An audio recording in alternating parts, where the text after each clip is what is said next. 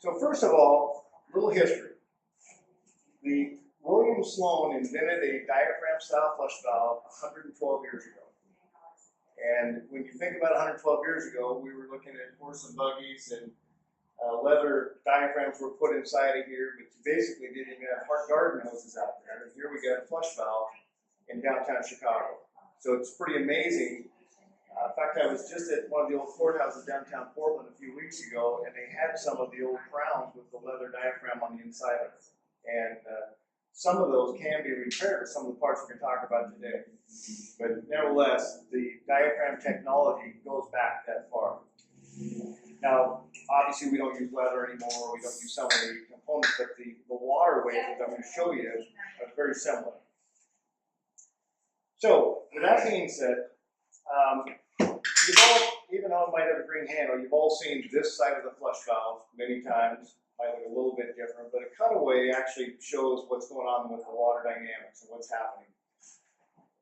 Back to what I said, you're not getting called because it's working like a champ. You're getting called because it's either not flushing or it's running all the time. Okay?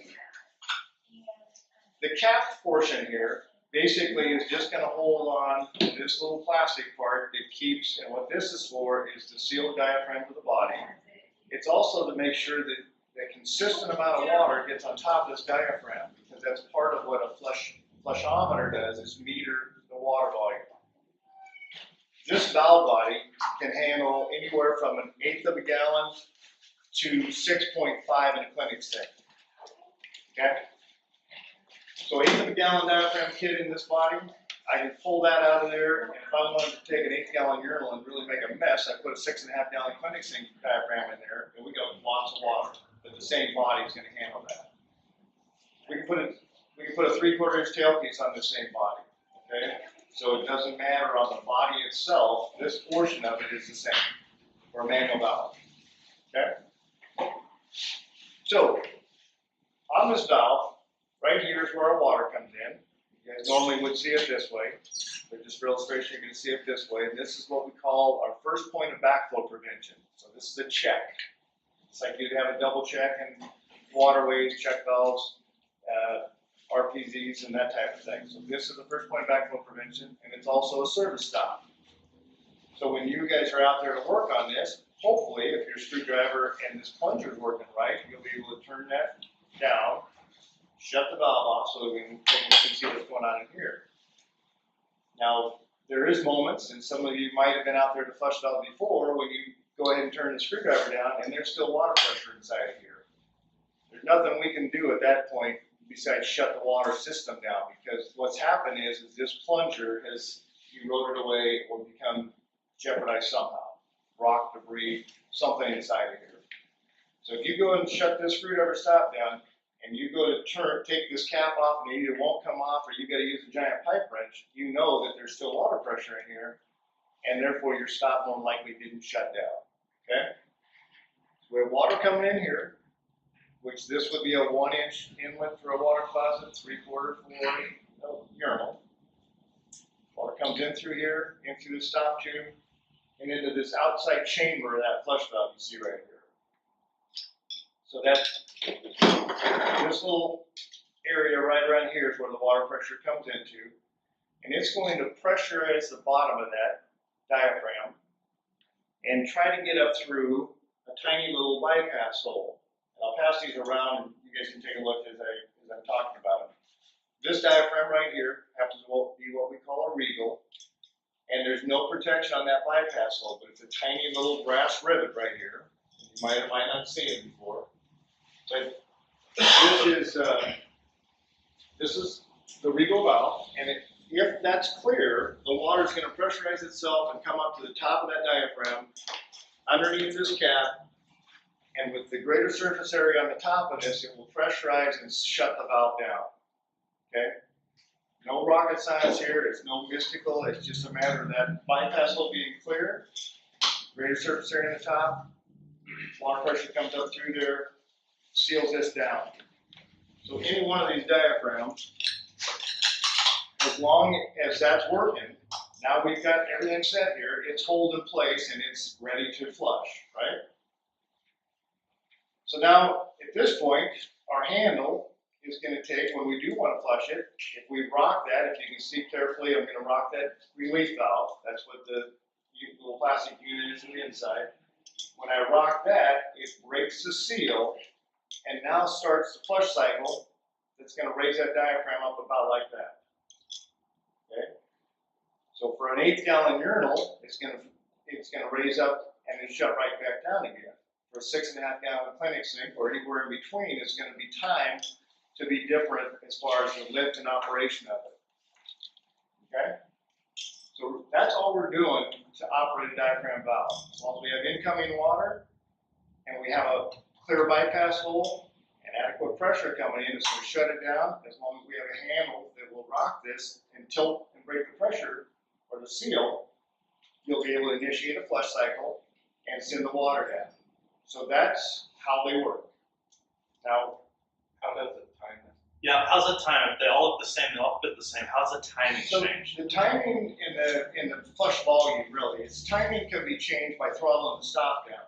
Okay, so some of us have been out to a fixture before, and if you have a stoplight open and it's 85 psi coming in, you're probably getting some splash on the seat. You've got some things going on. You go, hold it a second, we can't do that. So you throttle the stop down. That will diminish the pressure, the volume coming through, and the pressure and volume. And what we'll end up doing is extending the flush cycle out. So that makes a longer flush cycle, but if we're set up for a 1.6, we'll still be a 1.6. Okay?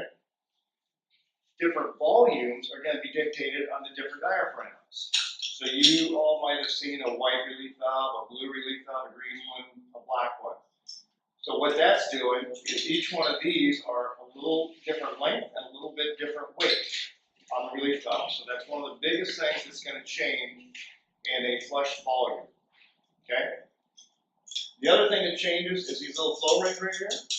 That's a lot of the timing of the flush cycle between water closet and urinal. But also on the bottom is a little refill head, we call it. I'll explain that.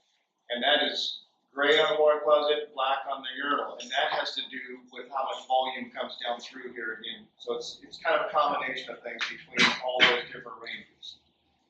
You all are, for the most part, are dealing with some 8-gallon urinals now, half-gallon urinals, some old one, and 1.6 and 3.5 closets, for the most part. That's the 5 volumes you're going to see. So that's what's going on there. Different relief valves, this portion of it, and a little bit different refill head on the bottom. So basically, again, back to any one of the diaphragms, I'll explain them a little bit. But that's what's happening when we work right. Now, back to why you're all called in the first place, or I get the phone call. 2 things that are going wrong. One is it's running all the time. Okay, that's probably the most common reason for a phone call. And the other thing is it's not working. I've hit the handle and nothing's happening. So the first and the easiest one to explain is in a valve not working, it's going to be one of 2 things. One is this plunger, when somebody went to service it, they turned that screwdriver and it wouldn't quite shut down, so what do? We turn it a little bit harder. And when we turn it a little bit harder, we're actually going to bury that rubber into the seat of the valve. And now when we go to turn it on, we back it out in the worm drive because it's a little bit worn out, possibly, comes right out of the center of that plunger. And when it does that, guess what? The valve's still off. We thought we opened it, but we don't get the luxury of seeing it like this. You see it like that. So therefore, when you open it, it doesn't necessarily open, right? So the key there, if we think that that might be the case, is we take the stop back off, and then take and just crack the stop open. And if you see any water coming through, then obviously that's not the problem. Okay? If you open it up and there's no water coming through the stop tube, well, obviously that is a problem. The other more common one for an older valve, especially in a facility that has some traffic and 1 to 2 urinals, is more common is this handle wears out and the circumference of the end plate of it becomes too small to actually rock the relief valve. And the test there is just instead of rocking it like we normally do on oscillating handle, you just push it straight in. And if you push it straight in, that, regardless of how small this is, if that flushes it, you need a new handle. Okay? So pretty easy on a valve not working. It's going to be one of those 2 things. Now, not evacuating a bowl is a little bit different. Now that turns out to be maybe the wrong kit, maybe a plug in the bowl, maybe jet waste that has become an issue in the fixture. So don't combine not working with the fact that it's not evacuating the bowl or fixture, okay? I will be giving this book out to the team here, which will have cut sheets on how to identify a diaphragm. So if you all go to follow up on somebody else that didn't get the training, and they put a urinal diaphragm in here, and it's a 3.5 closet, well, obviously it's not going to evacuate the bowl. And you put the right kit in, and it works like a champ, well, then you guys look good, okay? Now, why they would run all the time? 9 times out of 10, and that diaphragm I just passed around to you, you notice if you saw these little brass rivet on here, you'll notice there's no protection filter system. Well, I don't care how new or old your water system is, it's not a clean world out there. And if anybody's looked at our drinking water or our facility water, especially a larger one, there's a lot of lime and scale buildup, there's a lot of debris that comes through that water. And if it's big enough to get stuck in that, what ends up happening is that water pressure can't come up here, so it's constantly coming up to the bottom of it, and it's in a flush mode the whole time. Okay? So valve run-on, I was telling Kevin earlier, a lot of times we'll see plumbers put a vacuum breaker in because somebody taught them that a long time ago, so they shut the stop off, they put the vacuum breaker in. They didn't know what happened, but by the time they put it all back together, it was working like a champ. Well, I guarantee it wasn't anything to do with the vacuum breaker. It was debris in this little bypass hole. Okay? So, that's what we call the Regal.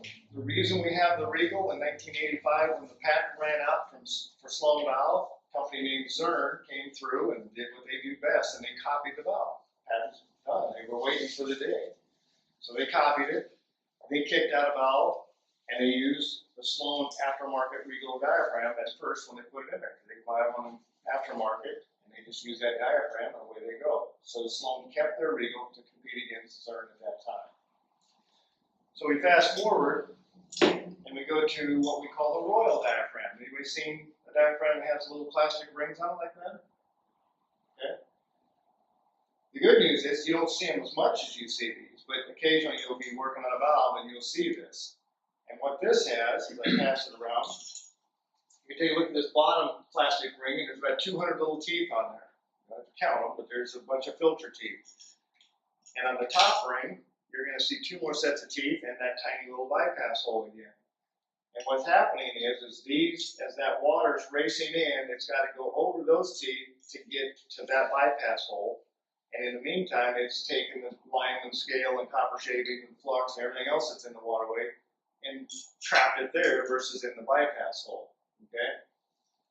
Hence, it's a dual filtering bypass. It's got this filter and these 2 here to keep that debris from plugging that up. It also, even though you don't have them side by side, you can later, but the rubber itself is what we call chloramine resistant. And in today's waterways, our public water supply system has chlorine and ammonia, which constitutes chloramine. And most of you have seen, at least if you've worked on this before, guess what? Turns your hands black, your pants black, anything you touch is black because it's deteriorating and falling apart. And that chloramine's been destroying it, just like tank flappers and ball cocks and that type of thing. So this is chloramine resistant. It's a different rubber compound made to correct that problem. Okay? So that's the Royal. That diaphragm basically has eliminated valve run-on. Institutions, large facilities that I go to, 9 times out of 10, they'll say, we don't have any of those. And I'll look in their storage department and their equipment room, and they'll have cases of these diaphragms. Because that's the only one they're seeing, so they're replacing like for like. And when I'll go take them out to a wing, or I'll take them out to somewhere where they've got some of those that I know are installed, and I say, well, these were never over here. It's that much of a difference. Once every 10 years on that valve versus at least about once a year on the Regal. You would need to go repair. Somebody would. Okay? Old style, old school, new school. Question, Tom. So when you're at a job site and you're replacing